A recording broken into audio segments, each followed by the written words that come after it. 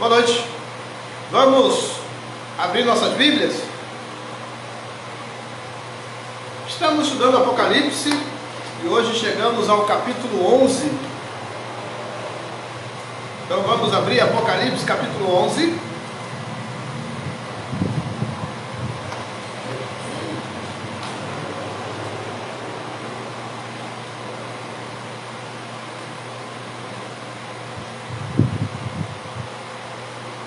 Amém?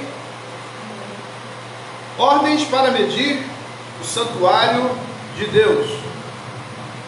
Foi-me dado um caniço semelhante a uma vara, e também me foi dito: dispõe-te e mede o santuário de Deus, o seu altar e os que nele adoram, mas deixa de parte o átrio exterior do santuário e não o meças, porque foi ele dado aos gentios.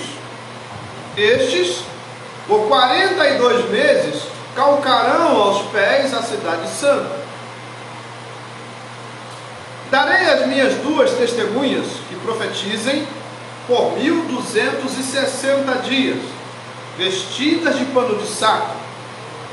São estas as duas oliveiras e os dois candeeiros que se acham em pé diante do Senhor da terra. Se alguém pretende causar-lhes dano, sai fogo da sua boca e devora os inimigos. Sim, se alguém pretender causar-lhe dano, certamente deve morrer. Elas têm autoridade para fechar o céu, para que não chova durante os dias que profetizarem. Tem autoridade também sobre as águas, para convertê-las em sangue, bem como para ferir a terra com toda sorte de flagelos, tantas vezes quantas quiserem. Quando tiverem, então, concluído o testemunho que devem dar, a besta que surge do abismo pelejará contra elas e as vencerá e matará. E o seu cadáver ficará estirado na praça da grande cidade, que espiritualmente se chama Sodoma, Egito, onde também o seu Senhor foi crucificado. Então muitos dentre os povos, tribos, línguas e nações contemplam os cadáveres das suas testemunhas por 3 dias e meio e não permitem que esses cadáveres sejam sepultados. Os que habitam sobre a terra se alegram por causa deles, realizarão festas e enviarão presentes uns aos outros, porquanto esses dois profetas atormentaram os que moram sobre a terra. Mas depois dos 3 dias e meio, um espírito de vida, vindo da parte de Deus, neles penetrou, e eles se ergueram sobre os pés, e aqueles que os viram que os viram, sobreveio grande medo. E as duas testemunhas ouviram grande voz vinda do céu, dizendo: subi para aqui. E subiram ao céu numa nuvem, e os seus inimigos as contemplaram. Naquela hora houve grande terremoto, e ruiu a 10ª parte da cidade, e morreram nesse terremoto 7.000 pessoas, ao passo que as outras ficaram sobremodo aterrorizadas e deram glórias ao Deus do céu. Passou o segundo ai, eis que sem demora vem o terceiro. Verso 15. O 7º anjo tocou também, e houve no céu grandes vozes, dizendo: o reino do mundo se tornou de nosso Senhor e de seu Cristo, e ele reinará pelos séculos dos séculos. E os 24 anciãos que se encontram sentados no seu trono, diante de Deus, prostraram-se sobre o seu rosto e adoraram a Deus, dizendo: graças te damos, Senhor Deus Todo-Poderoso, que eras, porque assumiste o teu grande poder e passaste a reinar. Na verdade, as nações se enfureceram, chegou, porém, a tua ira e o tempo determinado para serem julgados os mortos, para se dar o galardão aos teus servos, os profetas, e aos santos, e aos que temem o teu nome, tanto aos pequenos como os grandes, e para destruíres o que destrói a terra. Abriu-se então o santuário de Deus, que se acha no céu, e foi vista a arca da aliança no seu santuário, e sobrevieram relâmpagos, vozes, trovões, terremoto e grande saraivada. Amém? Fala, Senhor, conosco esta noite por tua palavra, que a tua graça seja derramada em nossas vidas, que o teu nome seja glorificado em nós. E assim nós oramos agradecidos pela leitura da tua palavra, em nome de Jesus. Amém.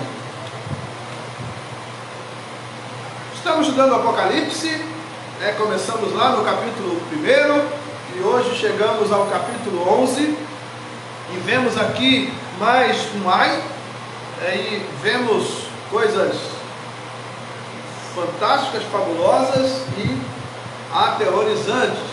Esse livro é maravilhoso. Tem gente que tem medo de estudar Apocalipse, tem gente que acha que não, esse livro é estranho, não é nada. E você sabia que no Apocalipse tem 600 citações do Velho Testamento? Então, se você tem medo do Apocalipse, você tem medo também do Velho Testamento, porque as citações de lá estão aqui. Mas vamos para o texto. Foi-me dado um caniço semelhante a uma vara, e também me foi dito: dispõe-te, mede o santuário de Deus, o seu altar e os que nele adoram. Mas deixa de parte o átrio exterior do santuário, e não meças, porque foi ele dado aos gentios. Estes, por 42 meses, calcarão os pés à cidade santa. Essa citação aqui é uma citação também lá de Ezequiel, aqui o versículo 1 e versículo 2, Ezequiel, capítulo 40, versículo 3, olha o Velho Testamento aí.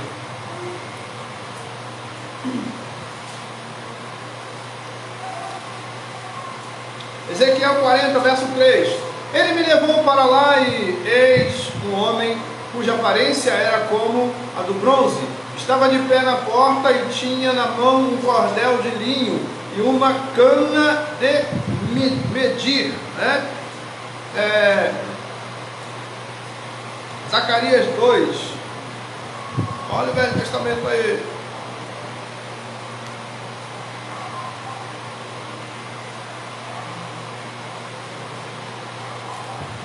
Zacarias 2, 1 e 2.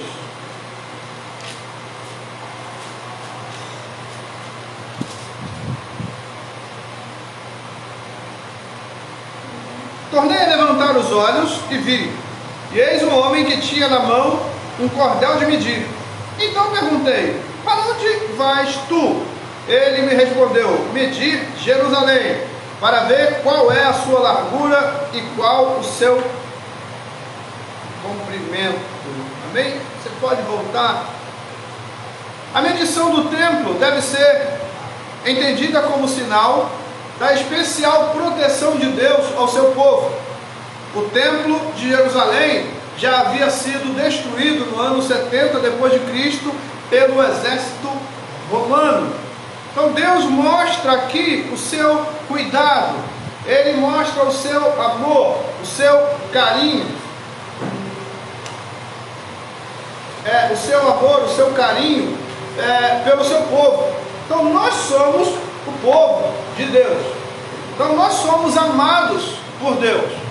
E aqui João tem a honra, né? Eu vibro estudando Apocalipse, porque Deus honrou João de uma forma maravilhosa. E João, quando ele sobe, ele vê a porta do céu aberta, uma voz fala com ele, manda ele subir. E agora aqui no capítulo 11, ele diz que foi dado a ele um caliço semelhante a uma vara. E ele fala: também me foi dito, dispõe-te, mede o santuário de Deus, o seu altar e os que nele adoram. Quando estava lendo esse texto, eu fiquei imaginando João andando pelo céu, né? E João andando diante do santuário de Deus, o santuário das moradas do Altíssimo, que Davi fala lá no Salmo 46. João estava diante do santuário de Deus com um caliço, uma vara de medir, né? E ele começa a medir o santuário. E aí, veja só, verso 1, né? Aí. Foi-me dado um caniço semelhante a uma vara, e também me foi dito, dispõe-te, mede o santuário de Deus e o seu altar e os que nele adoram. Mas aí o Senhor fala com João algo interessante no verso 2: mas deixa de parte o átrio exterior do santuário e não meças, porque foi ele dado aos gentios. Estes por 42 meses calcarão os pés à cidade santa. Então aqui, versículo 2, 42 meses, a gente pode ver também aqui no capítulo 13 de Apocalipse, 13, 5.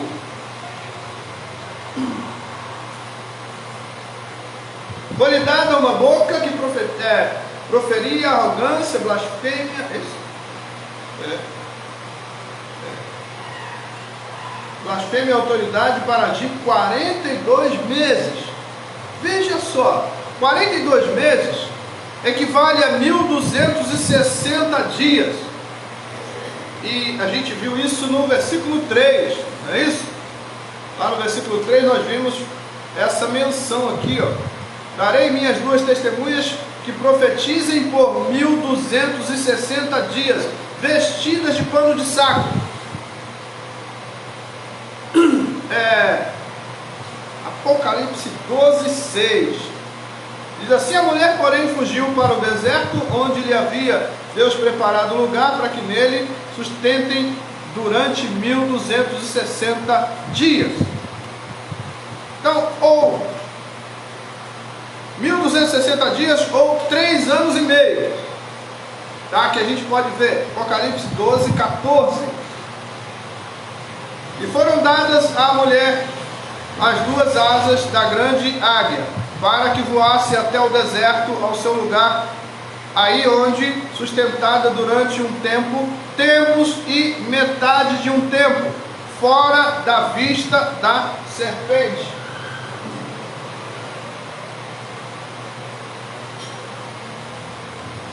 Quando a Bíblia fala de tempo, ela fala de 7 anos. A 7 é o número da perfeição, tá? O número da perfeição, e aqui fala de tempo ou metade de tempo, 3 anos e meio, que a gente está falando aqui, né? De 1260 dias. Então veja, 7 anos fala, 7, né? Anos fala de total, né? De perfeição. Metade é o contrário da perfeição. Então, quando simboliza aqui o 7, a perfeição, a metade simboliza o contrário, tá? A falta de perfeição. Eu quero ir com você Apocalipse 1, 4.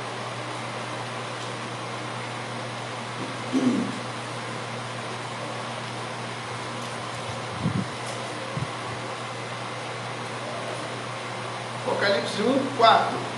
João às 7 igrejas que se encontram na Ásia.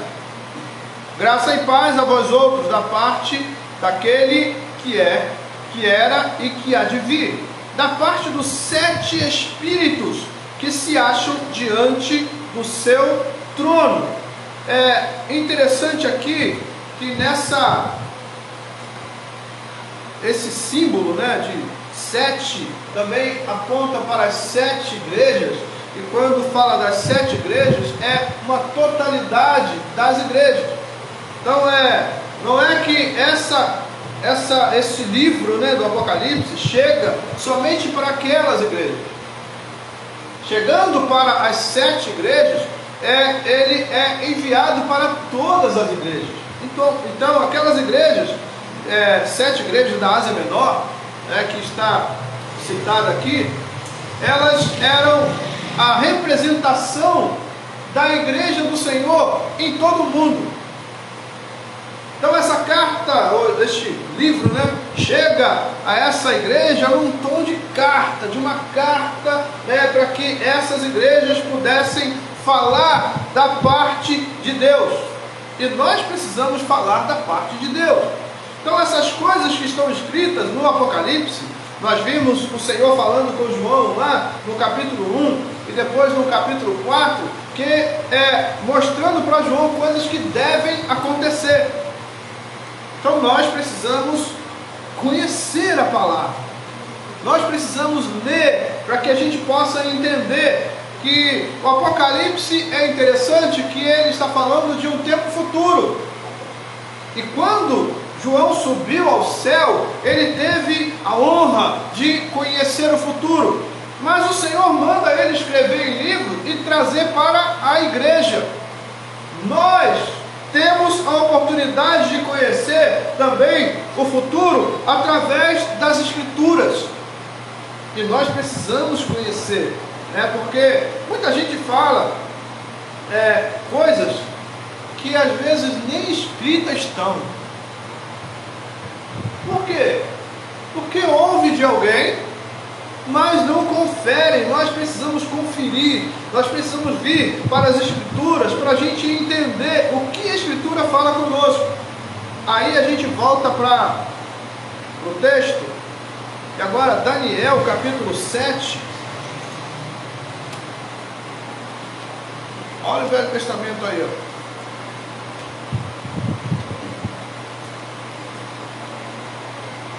Daniel 7, 25. Proferirá palavras contra o Altíssimo, magoará os santos do Altíssimo, e cuidará em mudar os tempos e a lei, e os santos lhe serão entregues nas mãos por um tempo de 2 tempos e metade de um tempo. Aí, agora, Daniel 12, 7.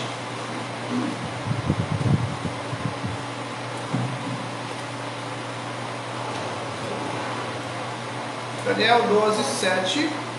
Ouvi o homem vestido de linho que estava sobre as águas do rio, quando levantou a mão direita e a esquerda ao céu e jurou por aquele que vive eternamente, que isso seria depois de um tempo, 2 tempos e metade de um tempo, e quando se acabar a destruição do poder do povo santo, estas coisas todas se cumprirão. Voltando ao texto, Apocalipse 11.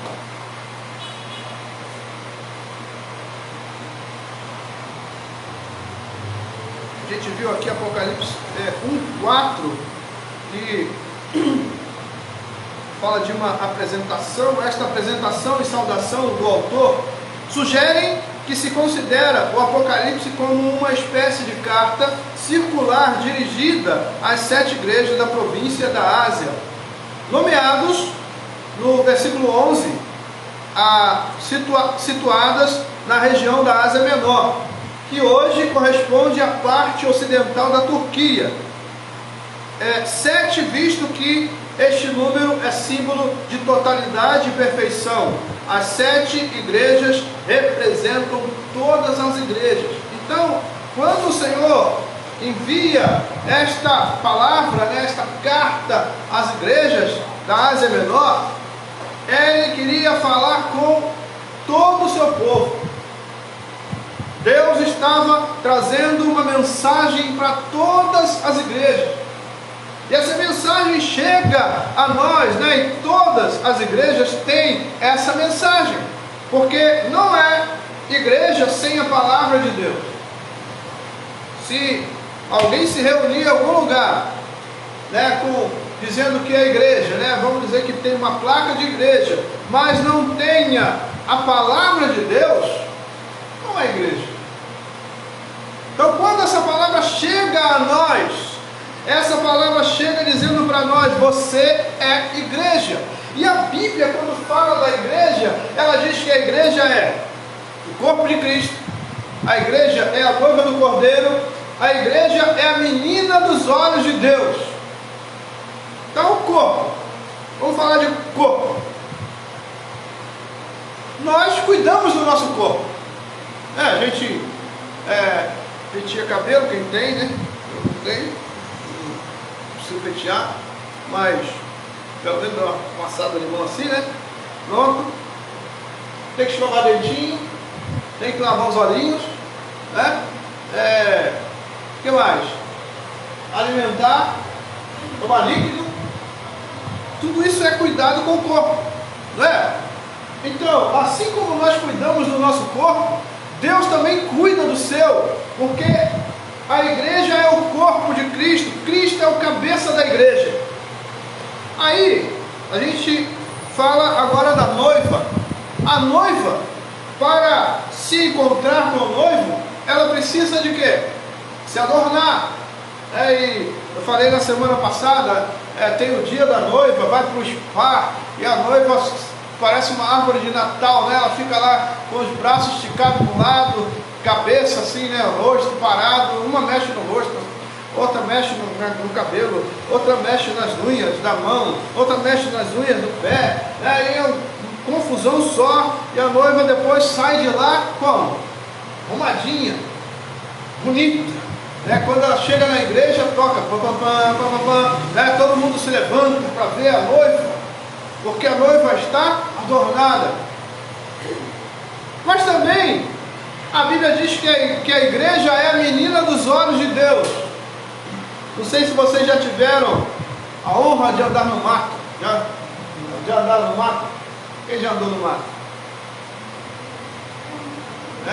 Acho que todos nós já andamos no mato. Não sei se vocês andaram no mato, mas eu andei muito no mato. Meu Deus do céu, às vezes você chega num lugar que tem um galho de ponta assim, e você não está vendo. E você vira, quando você vira assim, o que acontece? As nossas pupilas, parece que elas têm uma câmera, né? Que ela olha assim, a pupila tem uma câmera que olha e tem um galho aí. Aí ela fecha, e a menina dos olhos é protegida. Assim é Deus conosco. Ele nos protege, Ele nos cerca por detrás e por diante, porque Ele nos ama. Nós somos amados de Deus. Diga assim: nós somos amados de Deus.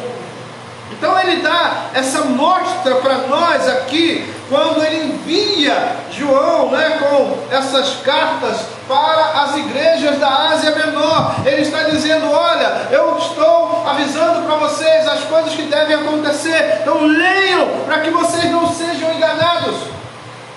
Hoje nós estamos vivendo o tempo da fake news. Estamos vivendo os dias da fake news, né? Quando você abre aí agora os jornais sérios da internet, né? Os sérios da internet, o que a gente vai ver? A gente vai ver falando disso. Fake news, né? Por quê? Porque hoje está assim. E eu vi um vídeo esses dias, às vezes dá vontade de passar no grupo assim, mas eu seguro a onda, né? Um vídeo que eu vi, irmãos, negócio assim, digamos, diaconisa está ali, quietinha, e eu tenho uma mensagem que eu quero trazer essa mensagem, mas na voz dela e usando a boca dela. Eu pego essa mensagem, eu escrevo essa mensagem e eu vou diante de um aplicativo e falo e uso uma imagem dela, como se ela estivesse falando. E aí, como é que ela vai dizer que não foi ela? Para a gente entender os dias que nós estamos vivendo.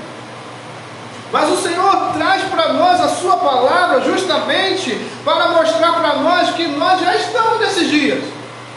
E que a gente precisa ficar sempre com os nossos olhos abertos para a gente não ser enganado. Então quando o Senhor chama João lá no céu e fala com João, você começa a escrever aí, escreve no livro. E depois manda entregar essas cartas para as igrejas da Ásia Menor. Ele estava dizendo, eu quero cuidar do meu povo.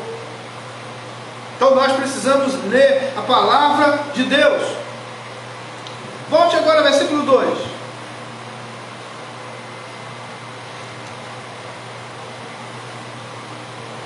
Mas deixa de parte o átrio exterior do santuário e não Messas, porque foi ele dado aos gentios.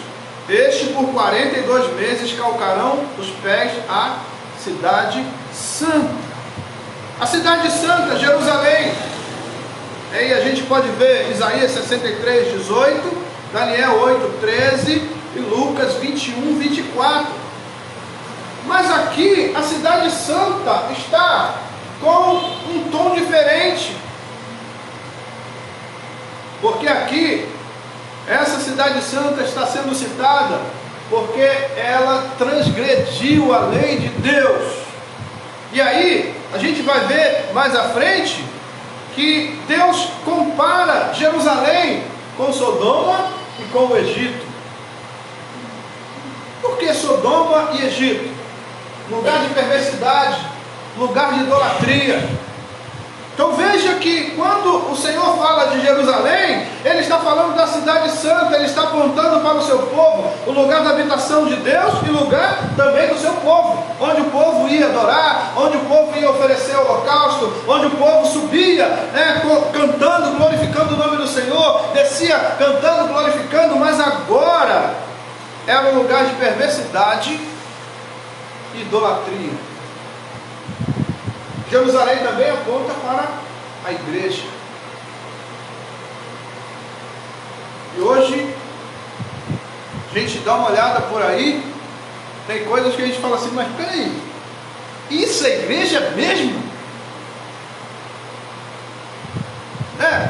Vocês já viram isso, né? Não estou falando demais, estou falando o que a gente tem visto. E a gente fala, meu Deus, isso é igreja? A Bíblia parece que ela fica escondida em algum lugar, e aparece lá alguma coisa, algum livro estranho, e as pessoas falam coisas que a gente nem entende, parece que estão desconectadas de Deus. Nós precisamos estar conectados a Deus. Diga assim, eu preciso estar conectado a Deus. Se a gente se desconecta de Deus, é a mesma coisa que uma tomada, né? Aqui tem um ventilador ligado e eu puxo a tomada dele. O que acontece? Ele para. Se nós estivermos desconectados de Deus, nós vamos parar. Então nós precisamos estar conectados ao Senhor. E aí a gente vê aqui Deus com esse desejo de conectar a minha vida, a sua vida, a vida dele. Quando ele manda João escrever o Apocalipse e manda entregar nas igrejas, Deus estava dizendo assim, entrega lá, porque quando eles lerem a palavra, eles vão se conectar a mim. Então nós precisamos estar conectados a Deus. Isso é muito sério.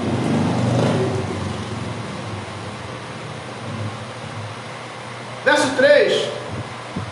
3 vai falar aqui das duas testemunhas, né? Darei as minhas duas testemunhas que profetizem por 1260 dias, vestidas de pano de saco. Hoje nós vamos parar aqui no verso 3. E o verso 3 é interessante porque essas duas testemunhas, elas não são identificadas aqui no Apocalipse. Mas aqui tem algumas citações que mostra para nós quem pode ser. Então fala, a gente vai ver na semana que vem, né? Fala de Moisés, fala de Elias, né? O tempo que o céu, né? O Senhor fala aqui nesse texto que essas testemunhas têm poder para fechar o céu. E não foi o que aconteceu com Elias? Elias orou e o sol parou, foi isso? Então nós precisamos ler. Lendo a gente aprende, lendo a gente recebe a graça de Deus, lendo a gente conhece a vontade de Deus para nós, lendo a gente conhece o tamanho do amor de Deus pelo seu povo. Então hoje nós vamos parar aqui no versículo 3. Na semana que vem a gente vai falar mais sobre essas duas testemunhas. Elas não são especificadas, mas há aqui algumas falas interessantes, né, que apontam para Elias, para Moisés, e a gente vai ver e vai ser muito interessante, né? Eu já estudei, e vamos passar de novo na semana que vem, amém? Eu quero orar com os irmãos.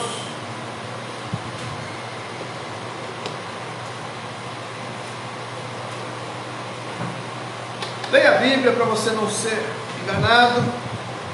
Estamos vivendo dias complicados, onde eles querem mudar a verdade para mentira e mentira para verdade. Só que nesse texto a gente vai ver o que vai acontecer com essas pessoas. Esse texto aqui ele traz uma revelação disso, tá? Então a verdade, deixa eu deixar registrado aqui também, né? A verdade nunca vai ser mentira e a mentira nunca vai ser verdade. Tá? E Deus é testemunha disso. E a gente vai ver o que Deus vai falar sobre isso, né? Na semana que vem. Amém? Vamos orar. Senhor, queremos louvar o Teu nome. Agradecemos a Ti pelo seu carinho conosco, os seus cuidados, Pai, em cada um dos dias. Senhor, a Tua palavra diz que as Tuas misericórdias se renovam em nossas vidas a cada manhã. Isso mostra, Senhor, que o Senhor nos ama. Isso mostra, Senhor, que o Senhor nos quer bem. Isso mostra, Pai, que nós somos importantes para Ti, Senhor. E aqui queremos agradecer a Ti por esta bênção. Essa manhã, as Suas misericórdias se renovaram sobre nós. O Senhor nos deu um dia inteiro para que pudéssemos viver, para que pudéssemos vencer o mal, Senhor, e nós somos gratos a Ti por isso, Senhor. Oramos, Pai, agradecidos, pedimos a Tua bênção de graça, pedimos a Ti que venha estar abençoando a nossa noite, que seja uma noite tranquila, de paz, descanso, um sono reparador. Pai, entregamos a nossa semana em Tuas mãos, que seja uma semana de boas notícias, que seja uma semana de conquista, que seja uma semana de alegria, de paz. Pai, que o Senhor possa nos livrar do mal, que o Senhor possa guardar a nossa saúde, que o Senhor possa guardar a nossa casa, a nossa família, o nosso trabalho, os nossos negócios. Pai, que essa semana seja uma semana de alegria e paz. Pai, nós oramos, Senhor, agradecidos, pedimos a Tua bênção, Tua graça, Senhor, em nome de Jesus. Igreja de Cristo, que o amor de Deus, a graça do nosso Senhor e Salvador Jesus Cristo e as consolações do Espírito Santo sigam com todos, desde agora para sempre. Que os amados e amadas do Senhor digam amém. Amém. Amém? Que Deus abençoe os irmãos rica e abundantemente. Boa semana.